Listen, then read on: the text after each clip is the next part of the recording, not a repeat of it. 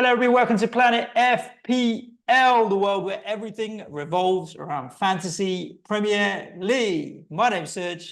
And my name is James. Okie dokie. Here we go again. Season 8. Oh, that's mad, isn't it? Season 8. 8 seasons. 8 seasons. I still remember us when we started. Just a little microphone around the table, not knowing what we're going to talk about. And yeah, still here. Bills are still paid. Thank you to the patrons and everybody else. Yeah, season 8, James. I don't think that I've gotten any better at this game. Well, actually, to be fair, I have. To be fair, I have gotten better at this game, but last season was a bad season. But yes, it's been a lot of fun though, and we get ready to go again. We're gonna make it a better season this time. For those who might not know us, if you're new here for the first time, Suj, who are you? I'm a glorified paper bag salesman, James. Paper bag salesman by day and FPL podcaster by also day. We don't really do night shows so much.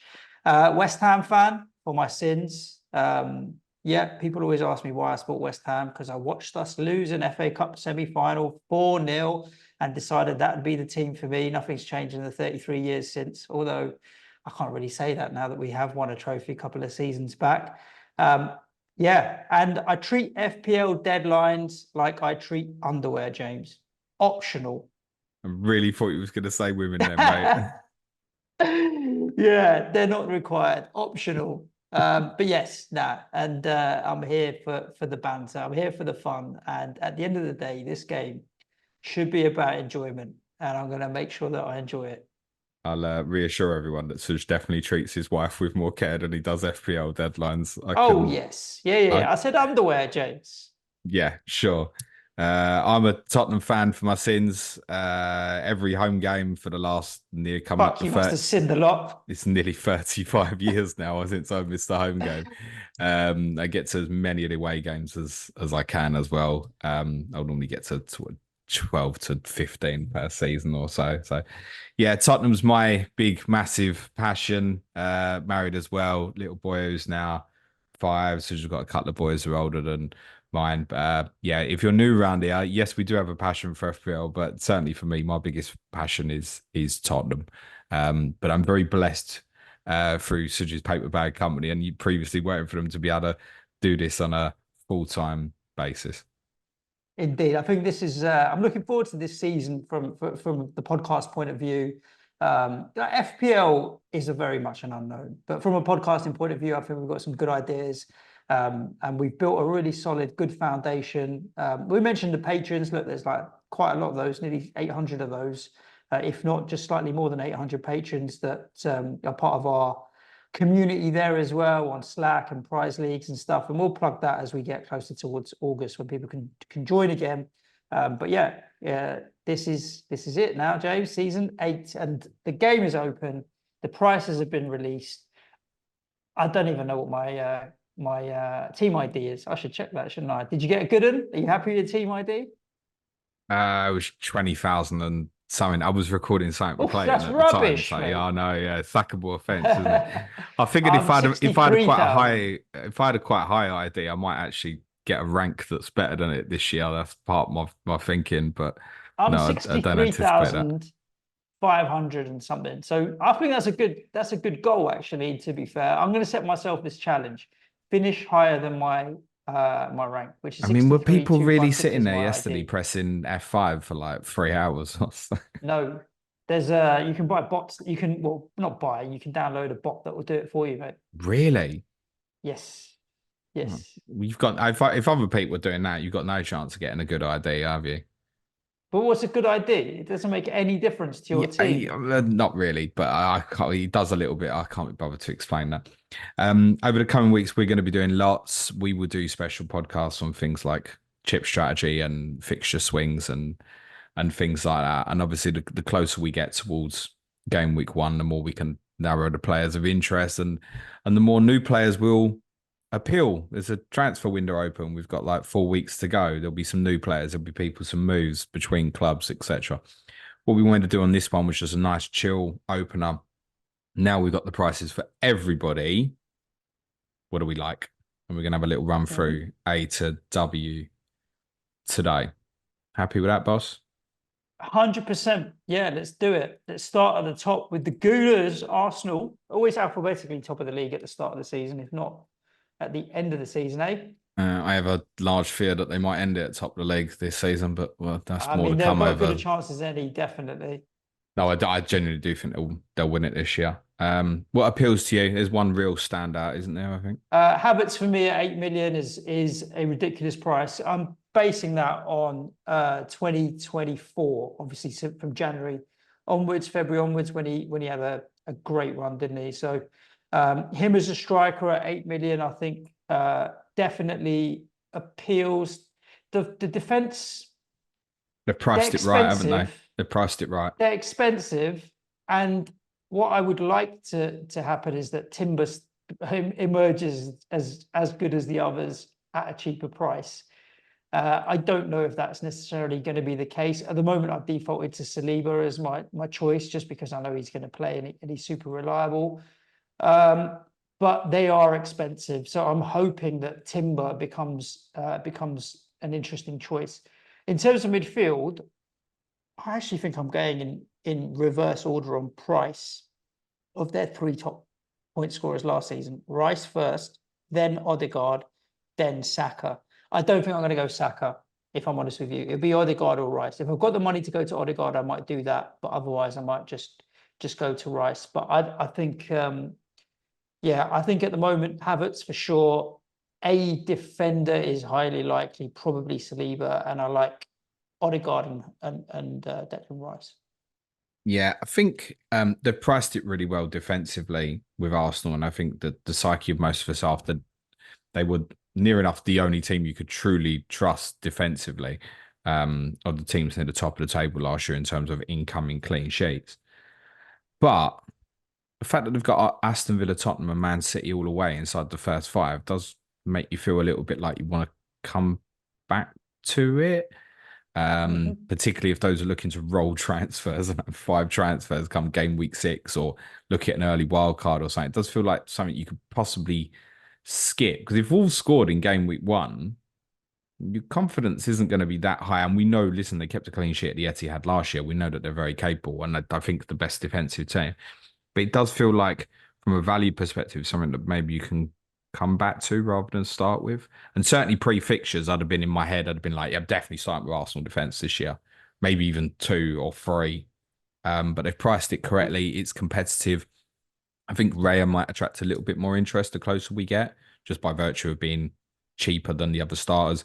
That said, like what you said, if it looks during pre-season that Timber is going to be a first choice player, Arsenal may add another possibly as well. It's worth saying, but then I guess that will be priced high if they spend big in that area of the pitch. On Rice, I think it's worth saying that you've got Trossard and Martinelli, 0.5 more? Like, again, if you know which one of them is going to play, isn't that worth gambling a little bit more?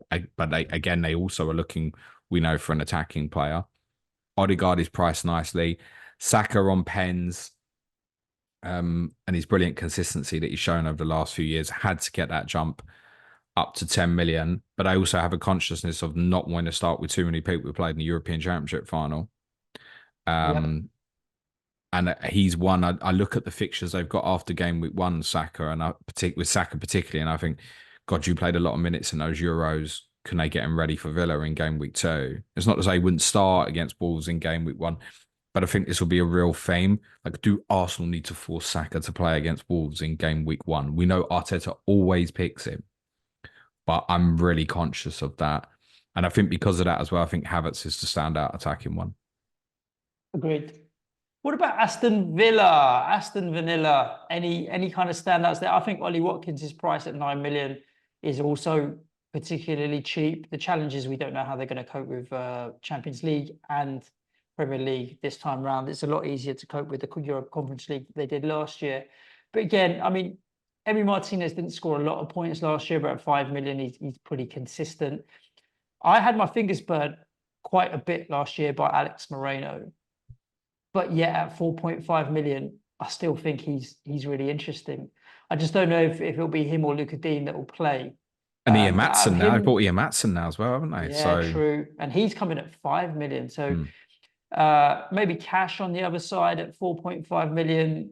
They're probably priced about right at kind of 4.5 million. Yeah, I Um, think the defensive ones that's now complicated at left back. And I think you also even more so, we know that Emery likes to have a lean to one side or the other.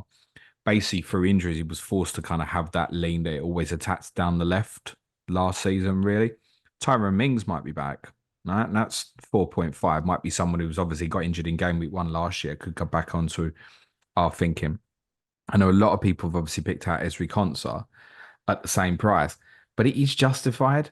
I look at Villa last year and think they finished fourth, and there weren't a huge number of clean sheets in there. Now we're competing with Champions League football as well. I think we all think it will be a more difficult season for them. Not that they're incapable of repeating what they've done, but I do think there's Villa finished fourth, Concert 4.5. He doesn't get many returns. How much do you really want of it? But then I would probably prefer to save the money on him versus pay the 5 million on Martinez.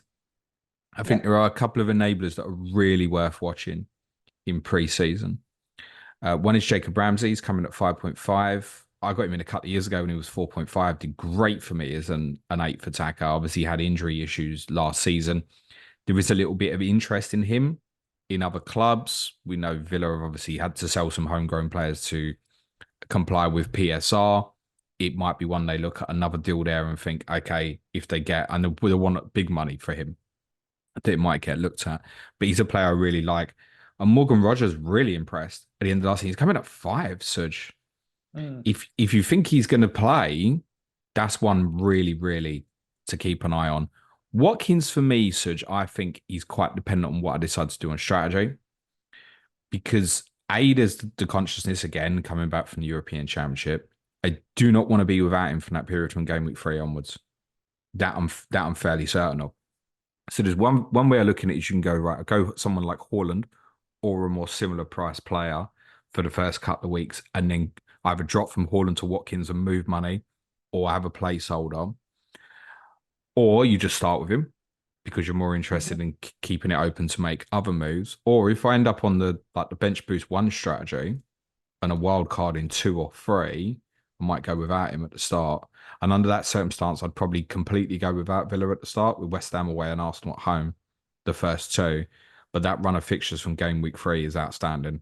And I definitely don't want to be without Ollie Watkins for that.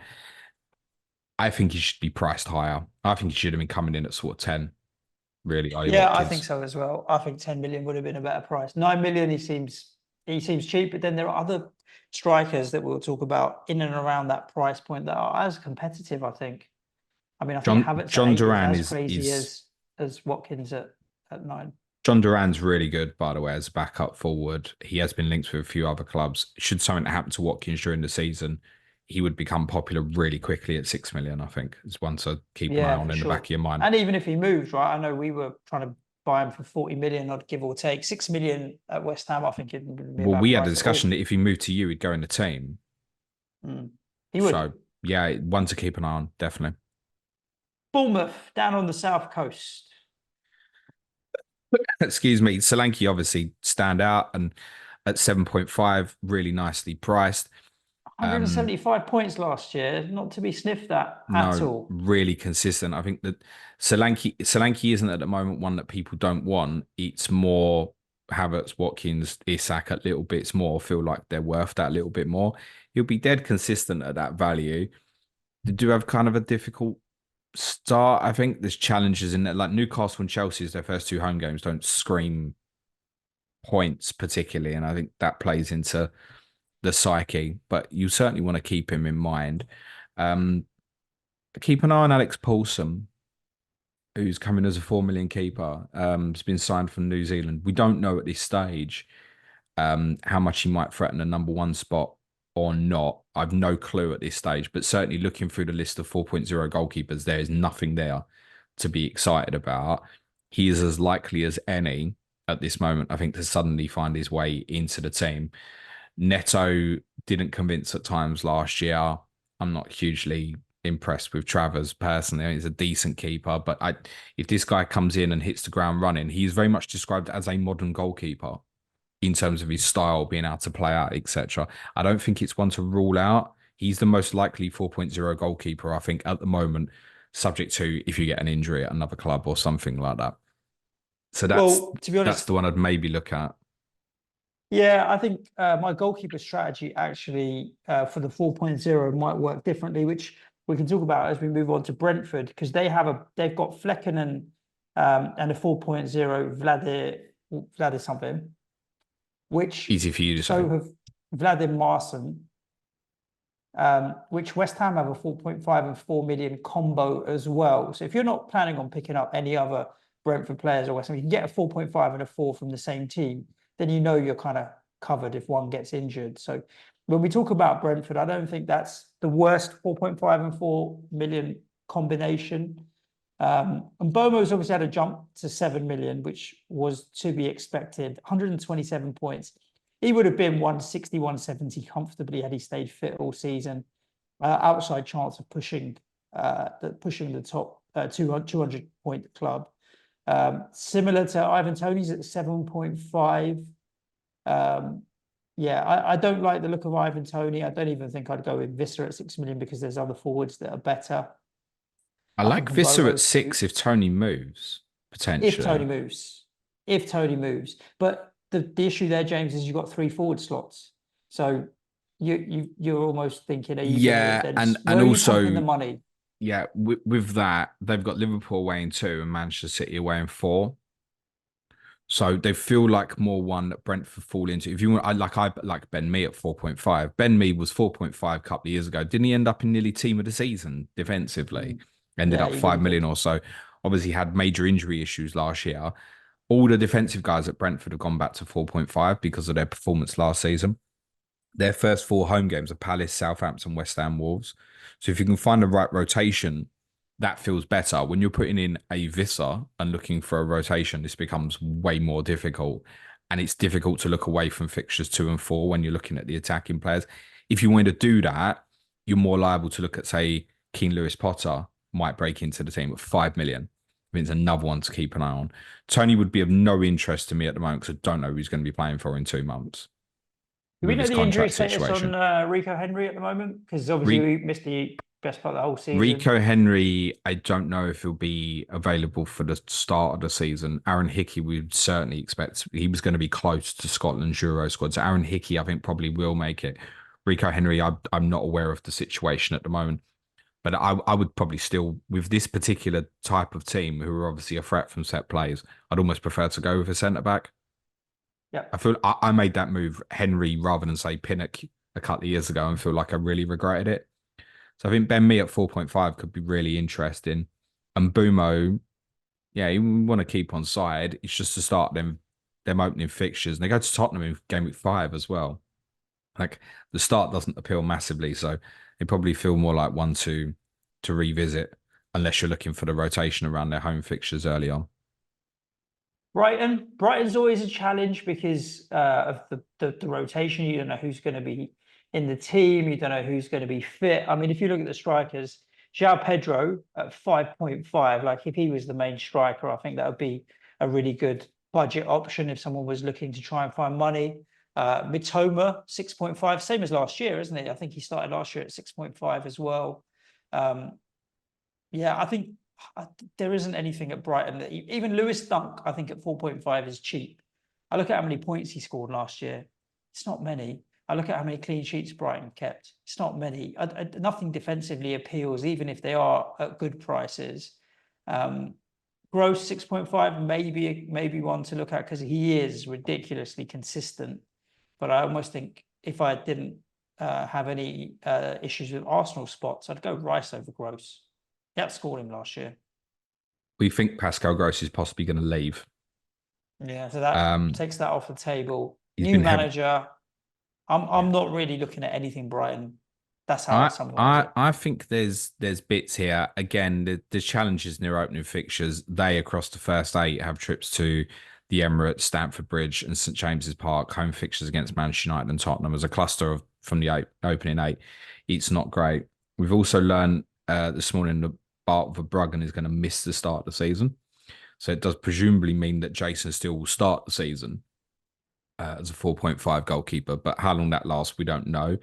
In relation to, obviously, Fabian Herzl has taken over the team. We don't know if the rotation is going to exist in the way it did on the De Zerbi, and they obviously don't have the same Europa League commitments this year, but they do have quite a bloated squad. Purely because I think we looked at them last year and felt they were thin, but they had so many bloody injuries, right? Look at the amount of midfielders we've got listed in this game, Suj. Loads. How many are there? Mm. It's like about 18 Uh, midfielders or something listed. I'm going to count for you. 1, 2, 3, You'll 4, need to go to 5, page 6, two, 7, 8, 9. Okay, it's 18 then, James. roughly. About. Um, I've got a piece coming out for our patrons today on talking tactics on Hertzler and how he likes to set up. They're going to do something quite unique, I think, where essentially they move from a 3-4-3. They move rather than a lot of teams start in a back four and move into a back three. Brighton are likely to do it the other way around. They'll move from a back three into basically a back two. Fullbacks will really push on high, we think. There is a danger that a central striker or number 9 drops deep and short to link the play quite a lot, which is something to bear in mind if João Pedro ends up in that position. He might even end up being a better prospect for Brighton and FPL if he plays in a wide position. But certainly at 5.5, that's a great option. Evan Ferguson is going to miss the start of the season, but they do have a lot of players that could play in these attacking roles. Like Dennis Undav was in the Germany squad. He's back with them. I don't know if there's an intention to keep him. The manager's just come from Germany. Maybe he really likes him. So I think the attacking players are probably worth a kind of watch or wait, or at least learn something during pre-season. Lewis Dunk will get some attention. The 4.5 is perfectly reasonable. I think Jan Paul van Heck can possibly be quite competitive with that this year. There is a player, though, that I think might get a lot of FPL community particular interest, and that's Valentin Barco, who the way it looks like they're going to set up, like I said, with fullbacks pushing on, Estupinan, we're pretty sure is going to miss the start of the season as it stands. Barco at 4.0, I think if he performs well in pre-season, there'll be a little surge of interest to him, particularly looking at, say, Ipswich and Nottingham Forest together at home in game weeks 4 and 5. He might be the one that suddenly, oh, that's more interesting than your Harwood Bellis picks, for example. So I think Barco, I'm keen to keep an eye on.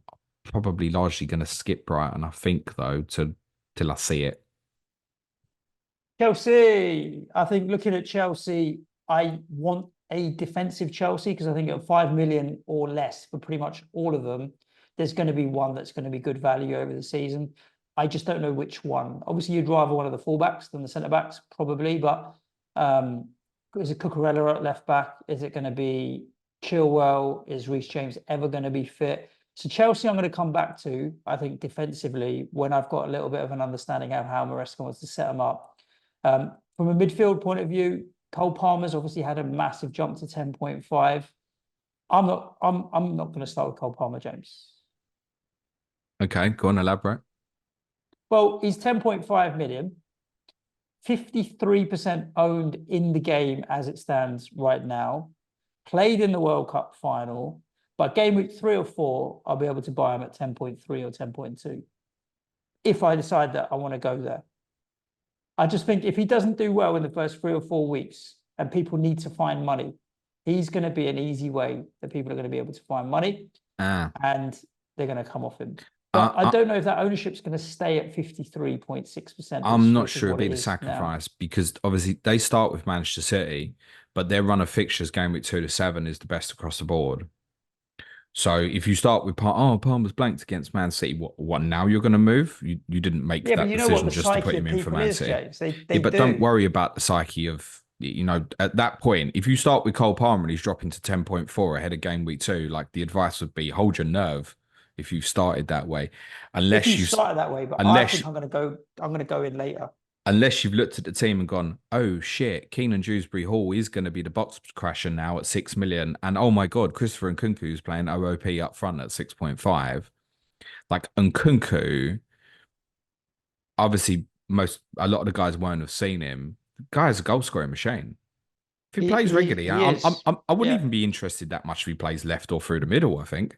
It's just, is he going to play? He'll get returns. That's the second part of my argument to go against Cole Palmer, James. I think I'd rather start with Nkunku if I know he's fit. Yeah, that's a debate now. Is if you compare, so let's say for many people there might be a choice between say Saka or Palmer in certain circumstances. With Saka, you're dropping to what 8.5 to Odegaard. Chelsea, you're dropping probably all the way down to Nkunku. That's a massive bit of saving of 4 million there. So yeah, if Nkunku has a good pre-season, I think he would go in for me, except under the circumstance where I was looking at a really early wild card and bench boosting, saying game week 1, for example. So yeah, Nkunku I'm mad keen on, and I've already kind of defended Dewsbury Hall. I know that'll be like oh, that's a bit of a boring pick. Why is he 6 million? If he plays for Chelsea, we played for Leicester. Honestly, he's going to be really interesting. Of the defensive guys, we've got a 4.5 goalkeeper here, haven't we? Yep. That's interesting. The word at the moment would suggest that Sanchez will get the favouritism. Again, this is probably something we're going to learn over pre-season that gives us something between Sanchez, Petrovic, or if they're going to buy another goalkeeper, which with Chelsea, you can never rule that sort of thing out. Defensively, they'll like to invert one player from fullback into midfield. That can be done from either side. You might even have games where they do both or even neither on the odd occasion. Gusto, we presume, would start the season up 5 million because Reece James is suspended. So he's certainly not starting with Reece James. Cucurella, I would very much expect to become first choice left back at the same price, but doesn't hold quite the same attacking threat. If Levi Colwell locks down a price at 4.5, it's going to be interesting, but it's really difficult, I think, with them to call right now what will get favoritism. But there's definitely going to be something there that's 4.5 that becomes really interesting. And we shouldn't rule out the likes of Madueke at 6.5 or obviously Nicholas Jackson at 7.5 either. It's just such a big drop from Palmer to some of these other players that, but it's going to be difficult to, I mean, highest scoring player in the game, Suj, he's only 10.5. Yeah, he's obviously had the biggest jump of any FPL player ever. But it's certainly a case, if he'd have come in at 12, we'd have gone, oh, that's mad disgraceful. Because if he replicates his season, it's fine, isn't it? Remember, he didn't even play till like game week 7 last year. That's also very true, and it's a very good point. But I don't see him jumping massively in price either, that I couldn't find a way to get to him. Yeah, let's talk about Crystal Palace, James. They haven't released everybody, have they? They did, yeah. No. It's so. Well, Elise, I don't see on the list of midfielders. Elise's gone, mate. Oh, did he leave? Where have you been? He's the Bayern Munich player, mate. Is he? I didn't. I've been in Portugal, Right, mate. Honestly, I didn't even see that. What do they pay I'm for? gonna forgive you for traveling halfway across Europe for most of the last couple of weeks. Yeah, Michael Elise is a Bayern Munich player, mate. I had no idea. Honestly, and there's not been a lot to talk about. I suppose Euros has been more of a distraction that's kind of gone under the radar. What do they pay for him? 55, 60? I think in the end, cheaper than what people were expecting. I don't know if there's plenty of add-on agreements maybe in that. I'm sure Palace would have ended up with a good deal out of it because they didn't need to sell him. It will bring more attention to Eze and Mateta with Elise gone. Eze's at 33% ownership. I think Mateta's price at 7.5 based on the last 10 weeks of last season is excellent. Yeah, and their opening set of fixtures isn't too bad at all. Like Brentford, West Ham. That's open with 3 London derbies. Leicester at home game week 4 after a trip to Chelsea. It's not a terrible start. It's quite balanced. Eze is the same concern about coming back from an international tournament. They also reflect on comments I made a lot about Eze and Elise last year about needing each other. I think it's important. I think as a dual threat, it was like, shit, which one do you get hold of? But whenever just one of them played, there became a real focus on stopping that one. Mateta obviously had an outstanding finish at the end of the season. It's worth noting he's going to be away at the Olympics with France. Doesn't mean he'll be unavailable for game week 1. It's a little bit subject to how far they get and if they celebrate afterwards. If they win it, France will obviously be one of the favourites. There's some defensive ones that will get some attention. Daniel Munoz at 5. I think a lot of us really liked. That's warranted to have the price hike. And actually, even Tyreek Mitchell as well, essentially playing wing back. I think FPL have done that quite sensibly. Mark Gay is obviously very well known to people after this summer at 4.5. I wouldn't be clued up at the moment to pick between Henderson and Johnston to want to go with either goalkeeper. So reverting to Gay, Gay is obviously going to get some interest as well. I mean, imagine Liverpool bought Gay as an example.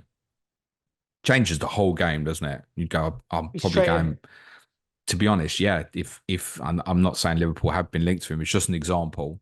that Liverpool might want to begin to look at Yeah, he's more succession likely to rock up planning. at Chelsea, mate. I've got another one going back to Chelsea. That's what they do, innit? That's He's what they do, James. mate, he's 23 gay. He might be a bit old for Oh, Chelsea. I he's don't too know. old. Too He's too old. old. Too old. Can't give him a 7-year contract. Can't give him a 15-year contract. I know Yeah. I've seen Jordan Ayew already knocking about in a few drafts. I think that's a combination of a couple of things. One, he wins a lot of free kicks, and that's obviously changing a little bit in the BPS. And obviously, with Elise going, there's room for him to come back into the team. But just remind people on these changes of BPS is that, oh, he's going to get me an extra bonus point or something.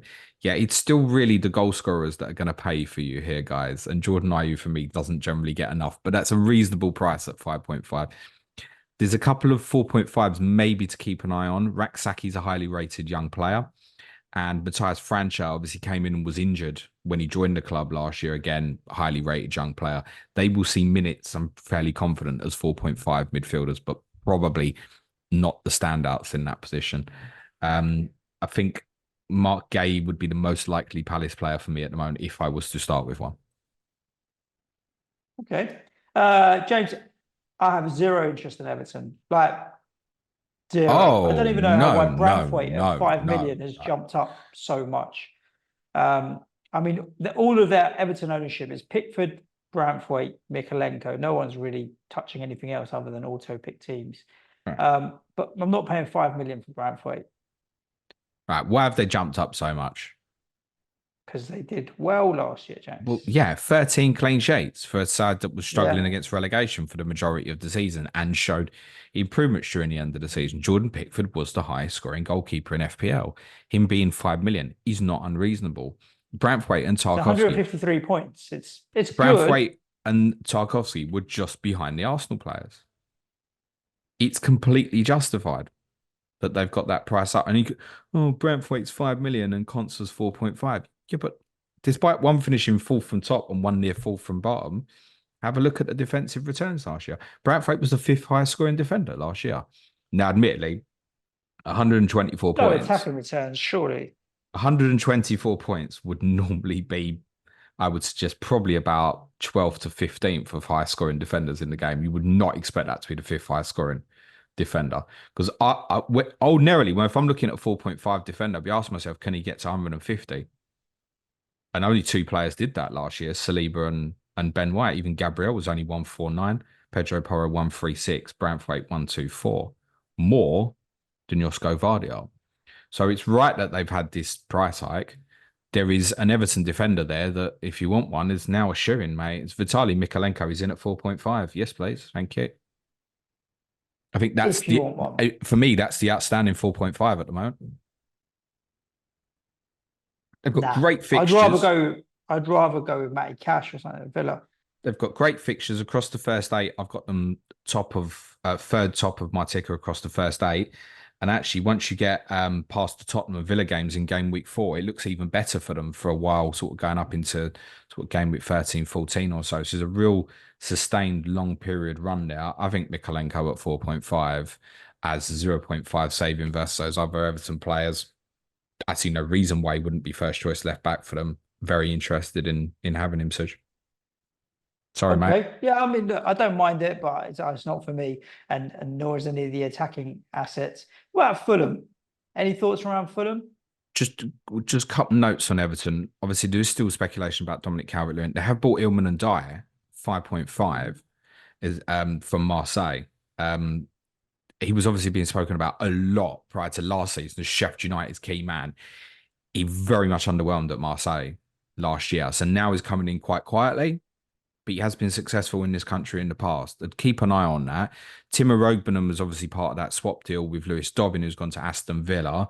He's a 4.5 midfielder. 4.5, isn't he? Yeah. Yeah, so that's one. He could be the 4.5 as choice. We think Amadou Onana is going to Aston Villa as well. It's not signed and sealed yet, but we think that's going to happen. So that possibly opens up a space for. Irogbenam's a good young player. I wouldn't be shocked if he becomes first choice for them. But he's very much a defensive midfield player. You know, if you're worried about the minutes, he might help you out. He's not going to get you much from an attacking perspective. Fulham. Yeah, similar stories. Take your pick between those 4.5 defensive ones. So I think Anthony Robinson and Timothy Castagne will appear for many. There's a nice run of fixtures, I think, game week 2 to 6. Looks like a good little period. And some might argue that you can include Manchester United away in game week 1. Andreas Pereira's in at 5.5. Seems reasonable, but it's probably not the Yeah, I standout at don't think that it's. price. And Rodrigo Muniz obviously had a brilliant period, but then did go a bit colder again right towards the end of the season. 6 million. He's reasonable. I presume he'll be first choice forward now.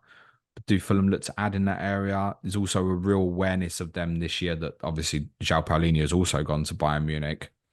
And he's so important to them. That said, they did finally nail down a system that worked for them without him. You might remember they beat Manchester United, ironically, at Old Trafford and performed really well against Brighton in a couple of games where Paulinho was suspended and they won both.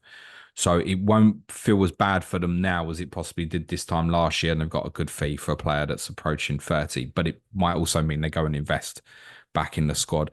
Not huge interest in Fulham here for me, really. It would be probably Robinson if I had to have one. Ipswich, there's a team that I haven't watched a lot of, which is where correspondent week becomes super helpful. Correspondent week is in 3 weeks' time. So not next week, not the week after, but the week after that, where we'll be running through each and every team with a correspondent that we have for each and every team, including FPL Tractor, who is our Ipswich correspondent. I did see he tweeted earlier today. He's put a nice little what thread his out, initial Paul. Yeah. thoughts were. So go and find him, FPL Tractor, and have a look. But obviously, defensively, there's is basement shopping there. There's some great cheap prices on defenders that might enable, but I couldn't offer any valuable insight from an attacking point of view or defensive point of view and who the good ones are. Any particularly that stand out for you, James? No, look, they're going to be difficult to start with because they've got Liverpool and Man City City away in the next first week. 2 anyway. Yeah. So whatever you get, excuse me, is a good chance you're not going to start with. They've obviously completed the deal for Amari Hutchinson from Chelsea, who did really well for them last year as an attacking midfield player. He'll be the one that will get the most interest. They've also bought Liam Delap from Manchester City, who may well become first choice forward at 5.5. That's absolutely worth keeping an eye on. The good news for Ipswich is once we've got them first 2 out the way, there is a good run of fixtures. I think you can have a look at them at the start. Leif Davis is obviously going to get attention. Really good attacking numbers. Very capable, I would suggest, Suj, of being this year's Alfie Doughty, if you will, basically, as an equivalent. So Leif Davis is right to come in at 4.5. Everyone else is 4.0. The one that the gaffer guys and those who watch championship football are telling me they're really surprised that Jacob Greaves, who's been signed from Hull, was coming at 4.0 because he's a real big threat from attacking set plays. So if you wanted a 4.0, that's probably your one to look at. But it does feel like you can assess them in the first couple of weeks. They've also agreed a deal for Arnett Muric, the Burnley goalkeeper, who will presumably come in as their number 1 as well. I would assume he would be given the price of 4.5, considering Christian Walton has been given that. So I wouldn't be expecting a 4.0. So the fact they've got them first 2 fixtures, unless I decided there's a 4.0 there that I'd have to have, yeah, it's going to be a revisit, I think, most likely. Yeah, Ben Johnson, who obviously left us and has joined them, has come in at 4 million as well. And they haven't bought him, and he's on good money. I mean, they didn't have to pay a transfer fee, so they can give him a good salary. But he's on good money, so I expect him to start as well. And he played the OOP for West Ham from time to time in midfield. He can get further forward. 4 million for him also seems a particularly reasonable price. I mean, he's the only player in their squad that I've got much experience with there. So I'll have a couple of eyes on him, depending on what happens with them. A team that are bouncing back to the Premier League, James, Leicester City. Yeah, Leicester's interesting because we're not too sure what they can and can't do money-wise at the moment. I mean, Jamie Vardy coming in at 5.5 does scream at you. And he did play a lot towards the end of the season. I wouldn't be surprised if he does start as their forward. But the fixtures aren't great. Again, the first 2 home games are Tottenham and Villa. There's a trip to Arsenal inside the first 6 as well. It's not a great set of fixtures. And like I said, I don't know how well they can go invest. There are a few to look at. So Yannick Vestergaard, Aaron Lagarde said to me in April when they got promoted that he thought he was going to go, but he's still there at the moment. That's worth keeping an eye on. Wout Fass, many of the Euro fantasy players will have owned him in that at 4.0. You can own him again in FPL at 4.0 if you want to this season. Ricardo Pereira, who's a player some of us have gone and bought at 6 million in game week 1 before Suj. That's me putting my hand up. You can have 4.5 this time if you like. Mabadivi at 5.5 is a really talented wide player, worth keeping an eye on. I suspect they might end up doing quite a lot of late business, Leicester, even if it's loans or cheaper buys. I think they're largely going to be unavoided, I think, to start with. Harry Winks at 4.5 will play. So if you're looking at a Rogbonham, in seriousness, you might as well look at Harry Winks because he will play for them as their sitting midfield player. Again, there's nothing in terms of attacking. He'll get 2 goals a season for you. But if you want a 4.5 that will almost certainly play, he falls into that line. They have obviously signed Bobby Decordova-Reid, who's from Fulham, who's capable of attacking returns as well, coming at 5.5. Yeah, I think they're largely going to be an avoid to start with, I think. Talk to me about Liverpool. Trent's come in at 7. I mean, there was a time that he was coming in at 8.5, and we were all thinking, yeah, that's cheap. But off the back of last Chewing season, at 8.5, yeah. well, only 8 attacking returns last season. We've gone a bit cold, but he's consistently been between 150 and 200 and something points for 5 or 6 years prior to that. So 7 million, if he was to recapture that form, I think we'd all like a piece of that. But there is a gap between him and the other defenders, the VVDs and Robertson as well, in at 6. Salah, I think at 12.5 is probably fair. Like he's still again in the 200 club. What's that? 5 years in a row? No, 1, 2, 3, 4, 5. Has he been 7 seasons? Fucking hell, 7 seasons in a row in the 200 club. I don't know if there's any other player that's done that before, is there? It would Ask the surprise me. Norwegian if Maybe he's still Henry. here in 5 years, maybe. Yeah, I mean that's ridiculously consistent at 12.5. But even the other, like Jota, if he's playing further forward, Diaz at 7.5. I think there is options to be had there in the Liverpool attack. But I'm going to default. I'm going anti-Haaland, which means I'm kind of defaulting to Salah. Yeah, it's going to be really difficult to go without both. Really difficult. I think again we'll do more on captaincy in the coming weeks, but there is a case to say you could just Salah and Haaland will cover you off for quite a serious period if you wanted to go with both, and that's why some will make that choice.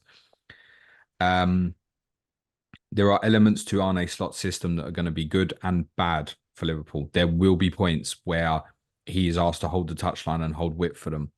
But there are other times where the ball's going to be on the left and he's going to be able to get into more central areas quicker and faster. So I think there will be pros and cons. Let's see what we see in pre-season. Their fixtures are exceptional at the start of the season. And I would be, I think, more fearsome going without Salah than Haaland, actually, at the start across a cluster of fixtures. For me, across the majority of the first 8 game weeks, they'll show up best. So I definitely want a piece of Liverpool. And I think the pricing is really good, actually, on Liverpool because it's made you ask questions. Alisson has come in as expected, 5.5. Trent at 7 is, if you reflect on things, we would have said this time last year about him being 8.5.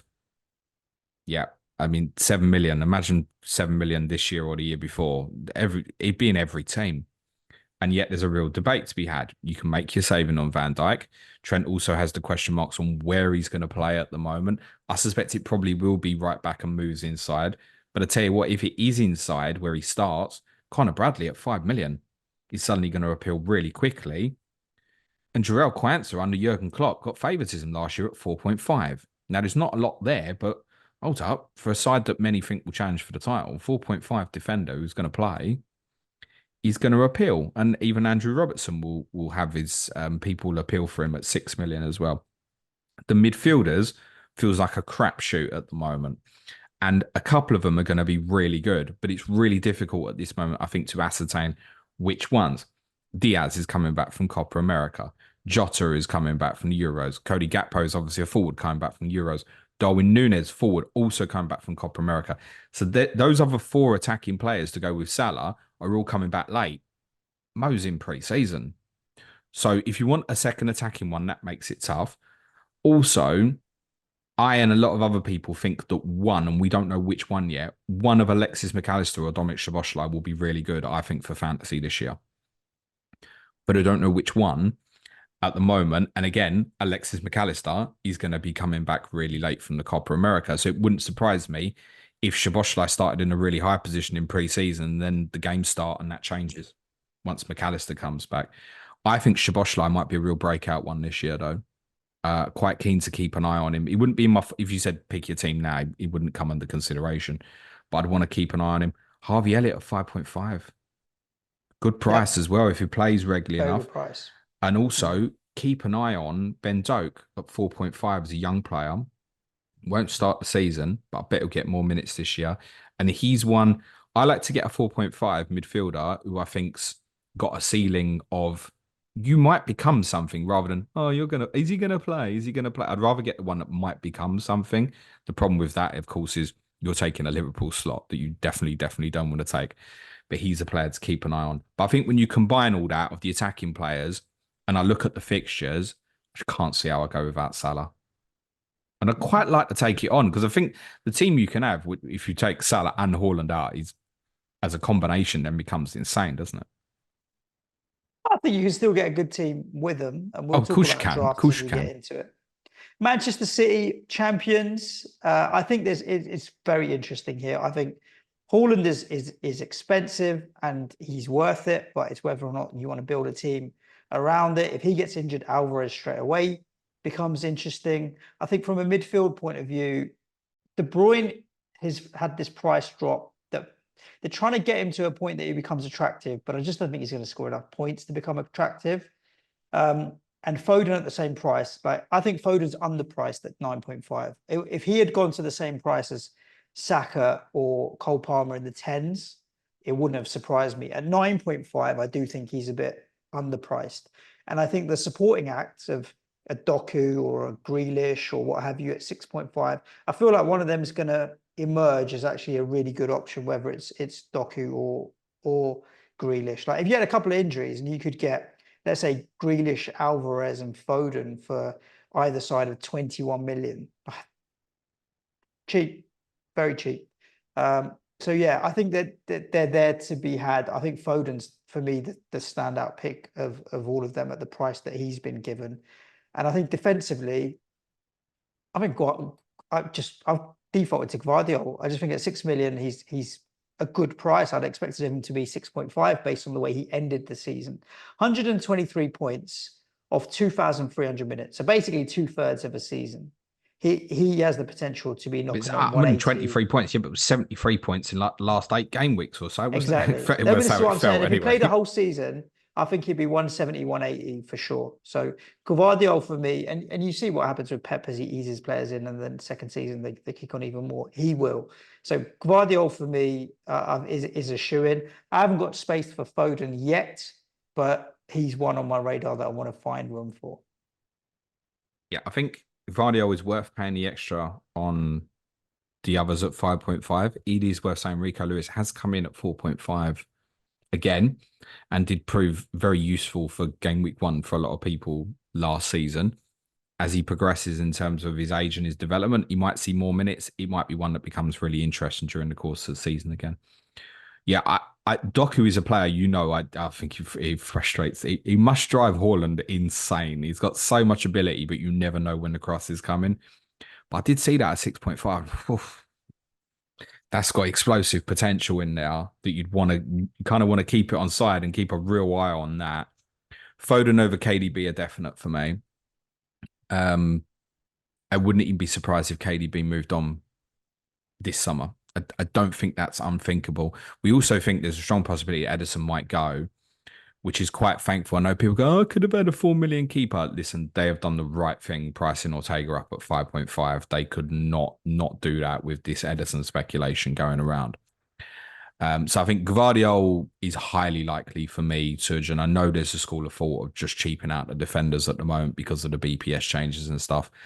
I just think there's way too much potential there on the attacking returns for me to overlook that with some of the fixtures they've got at the start.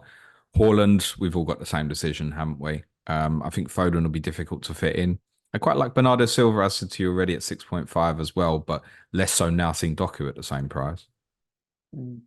The other side of Manchester, Manchester United. I had a look down their prices. I don't think there's anything there that I would consider unreasonable or that I would consider a standout as a bargain that I really want to go for. The one that I would pick if I was picking a Manchester United player and you held a gun to my head would be Bruno Fernandes, because I think at 8.5, his consistency, he's in and around 20 attacking returns year after year after year. And that's in a team that's not even been playing well. So I think Bruno Fernandes for me at 8.5 is decent. I also think Dallo and Shaw at 5 million could have good seasons if Shaw stays fit. I could easily see myself ending up with Luke Shaw at some point. And maybe Højlund will break through at 7 million. Like he could put up 15 goals. He's definitely got the ability from a football point of view. He just got to deliver on the pitch. So there are bits and pieces at Manchester United that are interesting. The one that I would go to would be Bruno, though. What are your thoughts around them? You haven't even mentioned the one that most appeals to me, mate. It's Garnacho. Oh, he's 6.5. Yeah, yeah. Yeah, I like that. He's one I spoke about at the end of last season. That was the price I predicted to come He in kept at. getting minutes. I never really saw him as first choice, but he kept getting minutes, Yeah, and consistently I think he has. is now. Yeah, Hmm. it's first choice for them. It's too good of a talent. And I think he's one. I like to look at people and say, can you improve again this year? Forget the underlines and stuff, just in terms of your age and your development. Can you kick on again another level this year? And he was one I identified in April and said, yeah, I think he'll come in at that and we'll still want him at that price, even though obviously at the end of last season he was like knocking about at 4.9 or whatever. So I think Garnacho, there's a psychological though. People think, oh, well, he was 4.9 and I didn't want him then. Yeah, but everyone else has been priced a lot more now. I think Garnacho at 6.5 is really interesting. I agree with you on Bruno. I think 8.5 is interesting. It is. So too is Rashford at 7. Tom Cantle made a really good point on who got the assist. I was listening to earlier about, new coaching staff coming in, might reinvigorate him. We've seen him drop to 6.5 in the past, and then he became a shoe-in for everybody. Then he went up in price. He was toilet. Now he's had the drop again. Who knows? If Marcus Rashford finds his best, he'll quickly end up in everyone's team again. We're only at 7. I think the only defensive one that'd be interesting to me is Lisandro Martinez because of price at 4.5. As I said to you earlier this week, I think Manchester United with and without him is night and day, basically. Joshua Zirkey's obviously been signed 7 million. It's same as Højlund, and that's going to put enough pressure not to want to look at Højlund at the moment. So in a weird way, United have probably got the least players of all the clubs, certainly in the top half of interest, I think. Talking about 7 million strikers, Callum Wilson at 7 million, but I think you can basically disregard that for Newcastle because Isak at 8.5. I mean, I haven't checked. Let's do team selected by James, and let's have you guess what Isak's team selected by is right now. I mean, my personal opinion would be he should be the most owned player in the game. It's 54% right now, and I think it is going to end up being more like 70 when we get towards the start of the season. He's in my draft. It doesn't even need particularly explanation. I think there's other players in and around there that are decent as well. Even Fabian Schär at 5.5, he chips away nicely. I think some of the midfielders, I think Gordon at 7.5, he's already also in my draft. I think he's going to have an improvement this season. So I'm going Gordon, Isak, and no defensive. But I do think there are other players there that are of interest to people as well. Yeah, the problem with Fabian Schär at 5.5 is one of these 4.5s is going to develop. We might not be sure which one yet, but there is definitely somewhere there a million saving to be had. So I think Schär's the sort of one he might really, for the crowd, and there will be a crowd who does this, who bench boost game week 1 and wildcard game week 2. Fabian Schär might be, well, I can fit him in on this, actually. I'll go with him. But otherwise, it's probably avoidable because one of Burn or Kelly or Lewis Hall or Livramento is going to be worth the 1 million saving. It's just a little bit difficult to say at the moment. I know a lot of people got Dan Burns' ownership quite high at the moment, isn't it? So, yeah, 22% at the moment. I'd be cautious of that because it might be that Lloyd Kelly gets a preference. Lewis Hall did really well at the end of the season. We know Livramento can play left back. as well. So that you kind of got a cluster now of left sided. Admittedly, if it's left sided centre back, it's only Burn or Kelly at the moment, but I wouldn't rule out Lloyd Kelly getting favouritism over Dan Burn. Kieran Trippier, we're not sure is going to stay, so I'd ignore that at the moment. Anthony Gordon is another one. I think he's a definite for me as long as I think he's back. However, Harvey Barnes is the one player I think could really change that narrative for me. If Harvey Barnes has a really good pre-season, I'm quite interested in the million saving now. So Harvey Barnes at 6.5 is right on radar for me. I mean, 8 attacking returns for Harvey Barnes in under 800 minutes last season. Very interested. When he did play, he was very much involved. So Harvey Barnes at 6.5 could be one that becomes really interesting and might have a negative impact on Gordon. But yeah, I'd like to have Gordon at the moment. Isak, exactly what you said. Don't really feel the need to speak about it.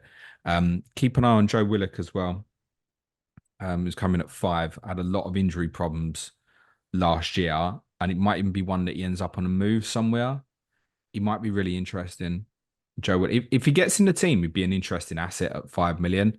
We should also remember with Newcastle, obviously, Sandro Tonali becomes back available from game week 3. Checks notes who are Newcastle. Oh, of course. Yeah, they're playing my team in game week 3. Next team, Suj. Nottingham Forest, James. Talking of game Nottingham week 3, Forest are the only team. I look at Hudson-Odoi as interesting there. Absolutely. Forest are the only team in the first 3 weeks who don't play someone from last season's top 8. So it's Bournemouth at home, Southampton away, and Wolves at home. That's going to create interest. And there's home fixtures with Fulham and Crystal Palace in 6 and 8 as well.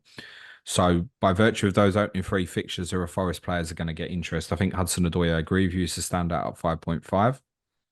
Yeah, 20 starts last year and got 102 points. So if you give him 38 starts, he'd put him on track for I think 200 club. But obviously, it doesn't work like that. But he would. It's the form he showed at the end of the season would suggest that was a better pick than Elanga, because it was a lot of that, wasn't it? Oh, Hudson-Odoi or Elanga or Gibbs-White. Across the end of that season, it was sharp to be Hudson-Odoi. I don't personally see Morgan Gibbs-White being worth the million extra at this moment. I think Chris Wood might be interesting at 6. I don't see me starting with him. But again, for those looking at early wildcard, Taiwo and Yi has not travelled for their pre-season tour, but we think that's down to a personal issue rather than an injury at the moment. But Awen Yi's had a lot of injury problems last year. Chris Wood is fit and Awen Yi isn't. It's a good short-term one to potentially dip into at 6 million. So his numbers are decent, actually. And I know there was a period last year where he had 1 or 2 games where he just looked like he couldn't hit a barn door, but it just felt like it was a couple of games that were on the TV. Otherwise, he was scoring goals absolutely fine. Murillo at 4.5, if they keep hold of him, which we think they probably will do at the moment, he's an absolute lock in terms of minutes, really good centre-back. I was really impressed with what I saw of Ola Aina towards the end of last season. 4.5, a little bit more offensive, might be of more interest. And I think Elliot Anderson will play for Forest, coming at 5 million as a midfielder. If you look at his Newcastle numbers from last year, it won't particularly appeal, but yeah, capable of attacking return. He wouldn't be the worst 5 million midfielder you could pick. But I'd only be looking at Forest, I think, because of those 3 fixtures at the start. If it didn't have that good start, I think I would have just gone, yeah, next team, basically. So I'd be looking at them as short-term options, maybe, and Hudson-Odoi would be the standout. Next team is Southampton, James, who are newly promoted. There are plenty of names within the squad that people will remember from their time in the Premier League. Bednarek, Walker-Peters, Bella Kotchop. Lallana's still kicking around, is he? Adam Armstrong is still kicking around. He ain't just kicking about. He's just rejoined him, Adam Lallana. Give him a break. Did he? Oh, yeah, obviously. Yeah, it was a bit of Brighton. Brighton. Yeah. But I don't know if he'll get minutes. They're all cheap. There's nothing there that is a standout for me that's like, okay, he's the one that I want to go to. I mean, their ownership is non-existent other than Harwood Bellis, who is in my squad at 4 million, only because I'd seen his name mentioned on the internet as a decent 4 million option. But that's the only reason he's in the squad. Yeah, Harwood Bellis, we're pretty confident will play at centre-back. Charlie Taylor is obviously well known for people from obviously Burnley who will certainly compete for a left-back spot. We're not sure how much he'll play. he's worth saying. They've signed Ronnie Edwards, who's really highly rated from Peterborough, and people expect him. They've got him for about 3 million, and people expect him to go for 10 million or so. And he's a very highly rated young centre back, so he might put a little bit of pressure on that as well. So Harwood Bellis, I think the one, but it's probably avoidable. I think by the time we get to game week 1, you'll probably find some more consistent 4.0s to look at. Adam Armstrong 5.5. Too good for Championship, not good for Premier League. Remains to be seen. When he went there, I thought he would be great for them. And it was only really last year that he was. The position under Russell Martin suits him way more now, that he might do quite well. It's worth saying as well, if you're looking for 4.5 million forward, Ross Stewart, as it stands, will get some minutes and he may get an opportunity. He had some injury issues last year. He was bought from Sunderland previously for decent money. So he might, if you want a 4.5 forward of choice, that might even be your one. But I feel like I'm seeing most teams with 3 up front at the moment. So does it feel that way to you? Yeah, for sure. I've got 3 up front and I could have 5 up front if it would let me. Or I feel like even if I'm maybe seeing it, I'm seeing ones that have got, say, João Pedro as part of a rotation, if they're going for a cheaper one, rather than, I'm not seeing many with 4.5 forwards. I can't say I've even looked at the ownership of them, to be honest. Yeah, I think Southampton, unfortunately, probably largely avoid game week 1 away to Newcastle, whatever you have, you're not going to want to start. Game weeks 2, 3 are okay. You do host Ipswich and Leicester inside the opening 8 as well. So there's opportunity there early on if you can find the right rotation. Yeah, Harwood Bellis, I think, it's the only one's going to get any real interest at the moment. And they may well, they're liable to invest, I think, in the squad as well. Spurs, James. Have you got any Spurs in your draft? Yeah, obviously. Porro? Very good. Yeah. Yeah. Pedro Porro at the moment is sitting there. I went to I think Porro's 5.5 is fine. I think Vicario at 5 is fine. Udogie at 5 is also interesting. But then I'd probably just go to one of the centre backs and just cheap it out if I was going to do that. I'd rather go up to Porro or down to a centre back than sit in the middle there, maybe with Udogie. Yeah, Porro's one. My kind of thinking on that at the moment is that Leicester away and Everton at home as the first 2 fixtures is decent. Okay, I can steam into it, and then if I want to drop it to a 4.5, that's become a really good option. Or if Tottenham are not keeping clean sheets, and that's likely, and he's not getting attacking returns, also as likely, then it's an easy one to drop off. Or it can also even offer maybe even as a placeholder for, say, even Timber. Like if you're, I'm not sure about Timber, okay, I get them first couple of Arsenal games out of the way and then move Porro onto Timber. You could do that sort of thing, maybe. So yeah, Porro's are likely for me, I would suggest it. I mean, 5.5 is a very reasonable price, actually. Well, as I said, he was the highest scoring defender in the game outside the Arsenal players last year. And I think scope to improve massively. Yeah, there's definitely scope to improve. It's just a case of Sonny. Go on. I was just going to say, it's just a case of if Tottenham did improve defensively, if you think Van der Ven is worth the 1 million saving, that's all. Sonny at 10 doesn't appeal particularly. He's been on the wane more than anything else. And the likes of Brennan Johnson at 6.5 is interesting. He was there for the back post tap-ins a lot of last season. I think Maddison's fair. He doesn't justify a big jump in price or particularly a big drop-off in price. The midfielder that I've got in my squad is Bergvall, because I think at 4.5, he has the potential, like, he'll get thrown on late in games if you're trying to win it, if he's going to be a part of the first team squad and makeup. He's there as a placeholder right now, but he's the one that I could see. If I'm going to go with one, I'd like a punty one. And I could see him coming off the 85th minute and picking up a goal or assist to help you win a game when you're chasing.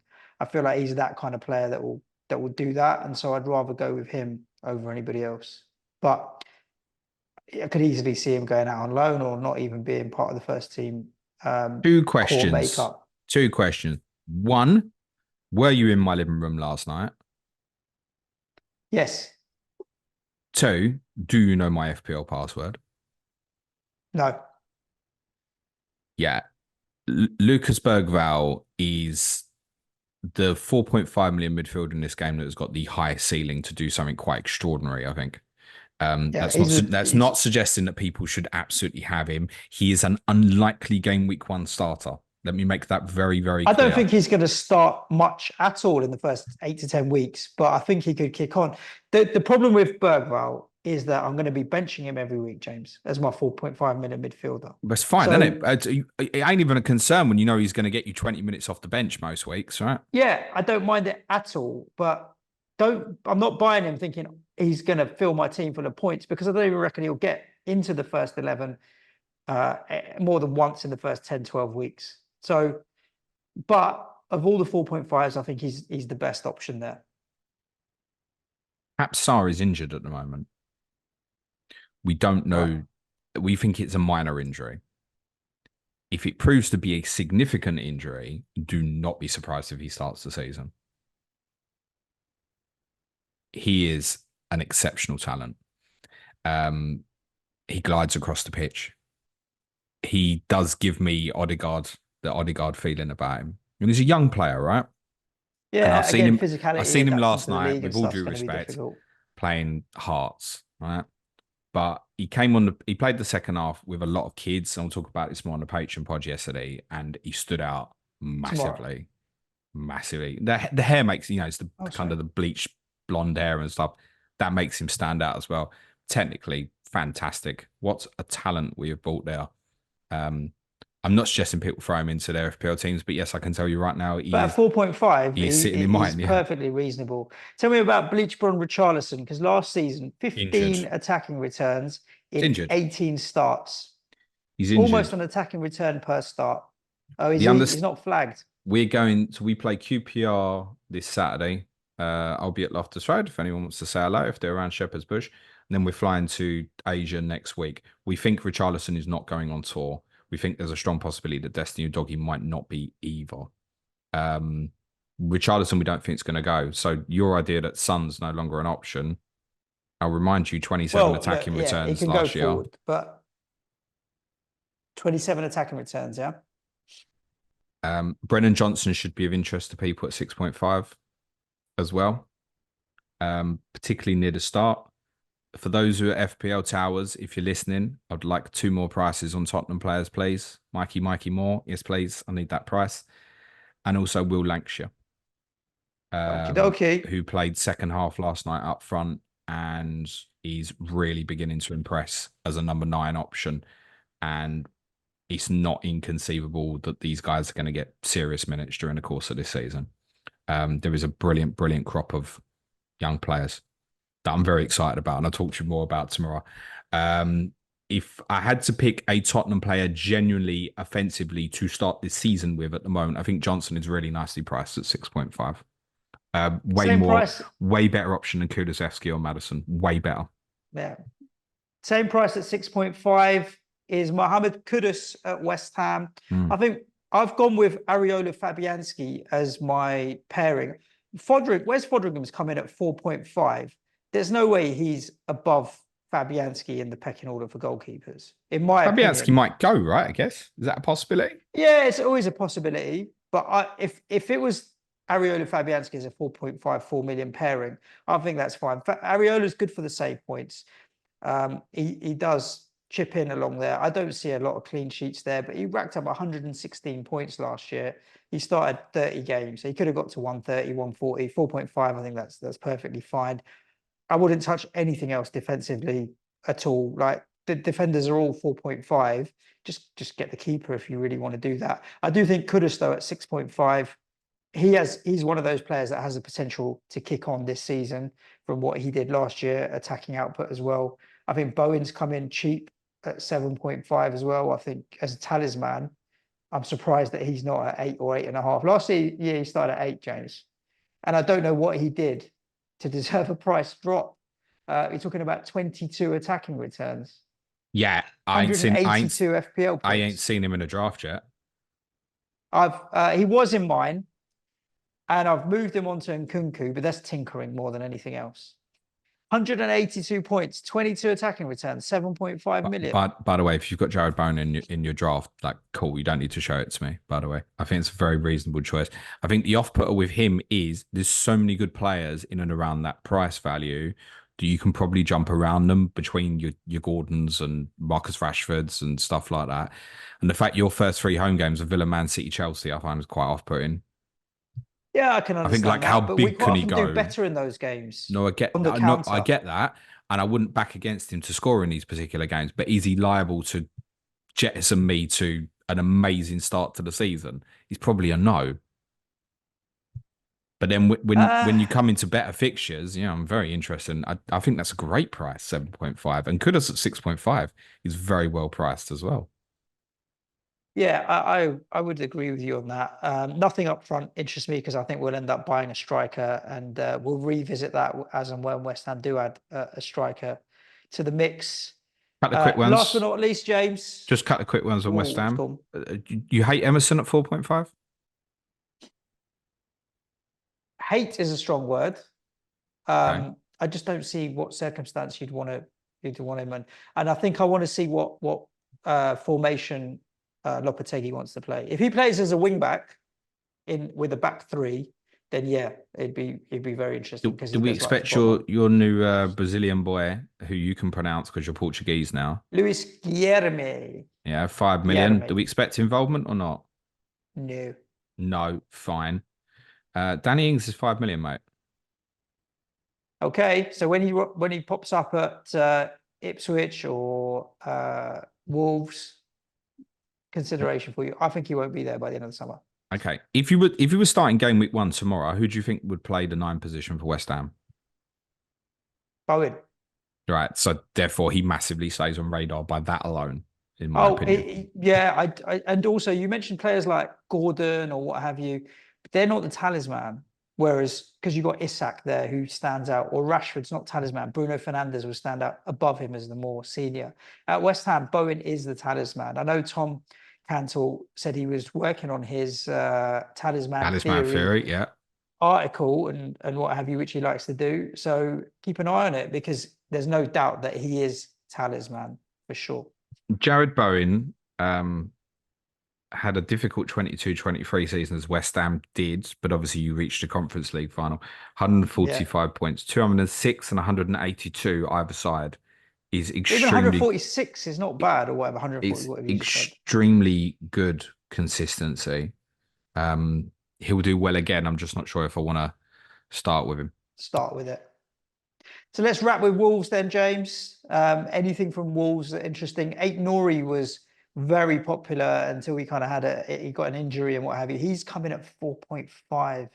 I don't think that's a bad shout. But whether or not he'll get to play as far forward as he did during that period is a discussion to be had, right?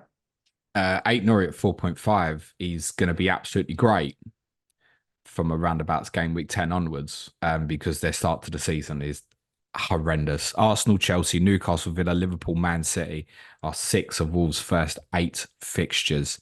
4 of them at home, by the way. It's worth saying their record was very good against some of the bigger teams at home last season, but I still don't want to be steaming into it. That means they're 2 good fixtures. Forest and Brentford are both away.